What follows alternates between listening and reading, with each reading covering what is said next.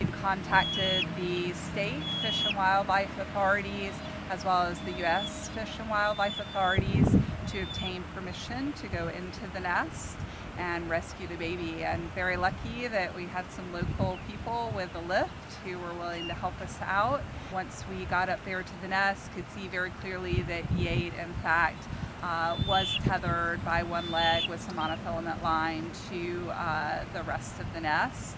I was able to cut the line free with scissors, but some of the line is still wrapped around his limb, wrapped around what would basically be your ankle. So his hock and foot are swollen to about 3 or 4 times their normal size.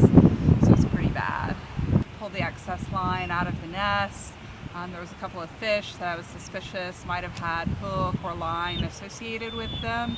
So I took those out of the nest as well, and he'll actually have to undergo some surgery and some further testing to see what's going to be the best way to get him healed and hopefully back into the nest. The parents pick up all kinds of things to bring back to the nest for nesting material, so that's one way. So several fish in the nest, so it could potentially be fishing line that came in with a fish, and so those would be the 2 most likely ways.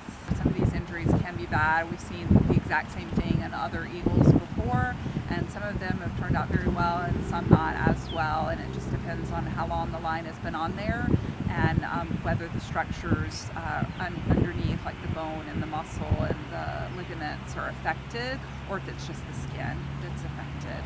And we wouldn't have never even known that this little guy was in trouble without all the local support, and luckily we have a fund established at Crow for critical care patients like this one, and that was actually a memorial to Ozzy. So in a way, he's still helping out.